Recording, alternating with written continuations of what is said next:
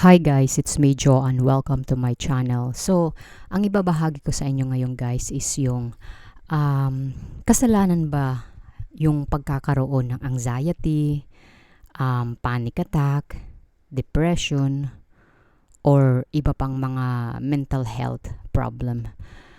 Um, well, you know what guys, ang anxiety ay hindi kasalanan or kahit ano pa mang mga mental health problem na mayroon ng isang tao.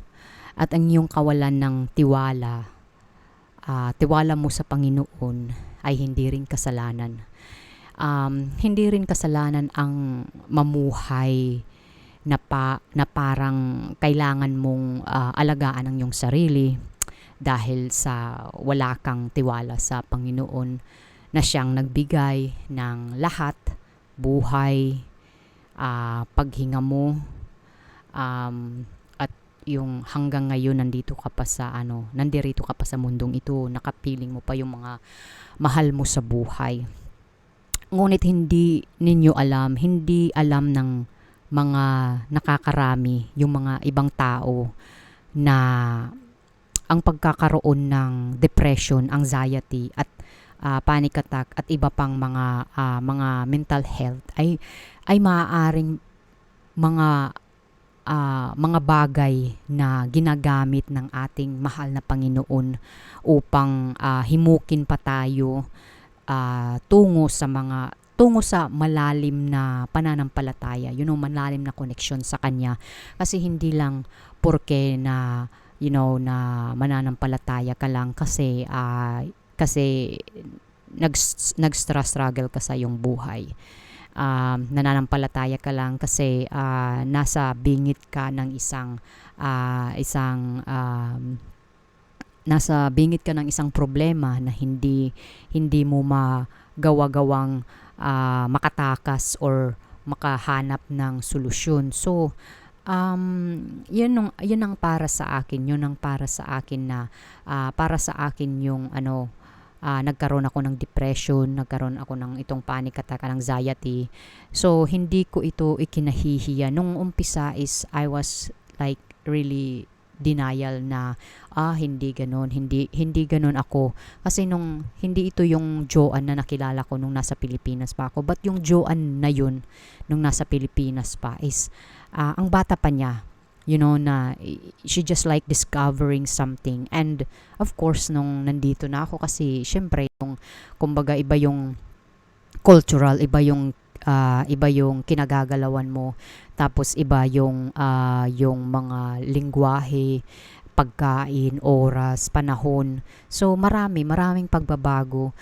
And of course nung time na yun guys, hindi naman porke na nagkaroon ako nitong depression, kulang yung aking pananampalataya sa Diyos. Like what I said, hindi mo kasalanan or hindi ko kasalanan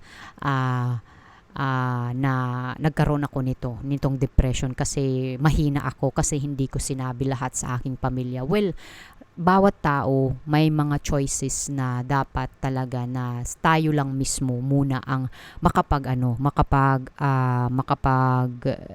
makahanap ng solusyon, And syempre hindi ko naman porket na hindi ko sinabi sa pamilya ko. Yung alam lang ng sitwasyon ko is yung asawa ko, kasi which is siya lang nandito. So siya lang yung nakakaintindi sa akin. Of course kasi syempre yung culture natin sa Pilipinas is we are very Catholic people. Pag ang isang tao nagsasuffer ng anxiety or isang mental health problem, sinasabi lang nila na magpray ka lang, magpray ka lang. Which is, hindi ninyo alam yung struggle nitong taong ito is they're trying their best, They're trying their very, very, very best na yung mga ginagawa ninyong advice sa kanya, but hindi ninyo alam yung kanilang pagtatalo sa kanilang isipan. Kasi syempre, if you're always pushing this na magpray ka lang, or syempre, yung itong taong nag-struggle, they will think of it na it is not enough yung praying ko. sa Panginoon, yung pananampalataya sa Panginoon, kaya ako ng ganito. So, hindi dapat i-pressure ang isang tao na mag-pray ka lang sa Panginoon, mag-pray ka lang. Kasi para sa'yo, it's easy to say those words, to come out, but kasi hindi ikaw yung nasa posisyon. Okay, let's say nagkaroon ka ng ups and downs sa buhay mo, but hindi mo maikukumpara yung ups and down mo sa isang tao or sa akin, or kung nagkaroon ka man ng panic attack or anxiety, hindi mo maikukumpara yung panic attack or anxiety mo sa akin, or yung panic attack, anxiety at depression ko sa iyo, kasi iba-iba yung ating journey. Kung ikaw yung ginagawa mo lang is pag nagkakaroon ka ng stress is pumupunta ka sa shopping mall, namimili ka ng materialistic yung nakakapagbigay sa iyo ng yung stress reliever mo, or yung isinishare mo yung problema mo sa mga kaibigan mo, sa mga kapwa mo Pilipina, or lumalabas kayo na kumbaga inaano mo yung sarili mo. But the truth, yung tinatanong ko dito, it up to you na ginawa mo itong mga nakikita na mga bagay. But I think, or probably, correct me if I'm wrong, probably it not helps. Why I said that? Kasi may kaibigan ako na nagsasuffer din ng light depression and panic attack and anxiety. Every time na she live in Manila, and sabi niya sa akin, Joanne, every time na nakikipagkausap ako sa aking mga kaibigan, nagiging joyful ako, nagiging full of energetic ako. Pero kapag bumabalik na ako sa bahay ko, bumabalik yung dating ako. So it means that humahanap lang siya ng pansamantalang treatment, And then I told her, you know what, hindi masama ang pagiging mag-isa. Kasi ang pagiging mag-isa is nakikita mo yung sarili mo na kaya mo, with or without friend, na kaya mong malampasan yung ganung sitwasyon. Ako kasi guys, I used to it being alone. I used to it solving my own problem. And the only thing yung tinatawag ko talaga is yung Panginoon. Hindi ako yung tipong tao na every Sunday going to church, or every day praying, rosary or something. But I do pray. Hindi ako nakakalimot sa Panginoon magpasalamat, and they have also time that we also go to church. Nag-aano ako ng candle, nag-aalay ako ng candle to magpasalamat sa lahat ng mga biyaya, sa lahat ng mga sa lahat ng mga pagsubok na aking nalampasan sa aking buhay. So hindi ko yun kumbaga sa akin, hindi ko yun kumbaga i-deny.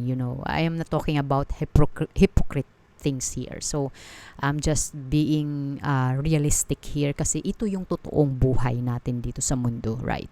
And that's why I always said na wag mong ipupush yung sasabihin mo sa isang tao, na kapag ang isang tao nag-struggle ng mental health problem, na mag-pray ka lang, na mag-pray. Imbis na matutulungan mo siya, lalo mo lang siyang idinadrown sa kanyang sitwasyon. So, you have to be careful what comes from your mouth, kasi hindi mo alam kung ano yung pinaglalabanan, or yung kanyang battle, kasi hindi ikaw yung nasa sitwasyon. Wait until you are in that situation also, kasi kanya-kanya tayo, may kanya-kanya. God, they give us in a way. Hindi natin alam, kasi hindi natin hawak. Only God knows that. So, yun. The next is gumawang higit pa sa manalangin para sa kaginhawaan. Ang pagdarasal para sa kaginhawaan ng anxiety at panic attack or sa iba pang mga mental health ay hindi tunay na pamumuhay ayon sa plano ng Panginoon, ng ating mahal na Panginoon. Ang paniniwala ang tumutulong sa iyo na malampasan ang iyong anxiety at panic attack, or depression, or mental health. At ang lakas ng tiwala ng iyong ang nagbibigay daan sa iyo na makaraan na makaramdam ng mas kaunting takot. Kasi you know what guys, God create us to also to feel, to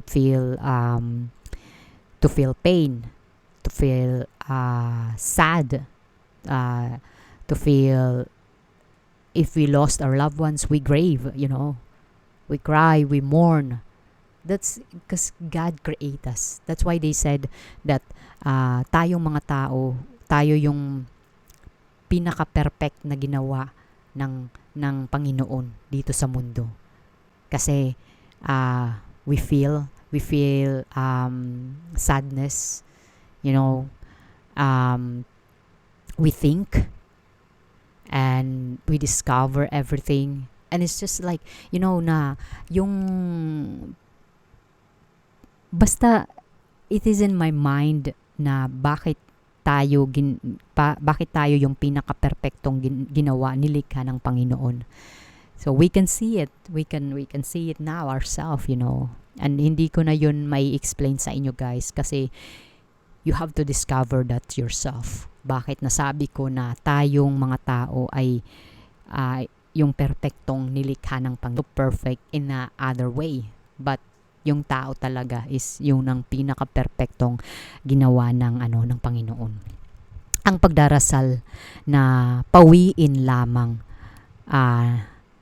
like kung nagdarasal ka, nasasabihin mo sa Panginoon, Lord, hawiin mo po yung aking anxiety, yung aking panic attack,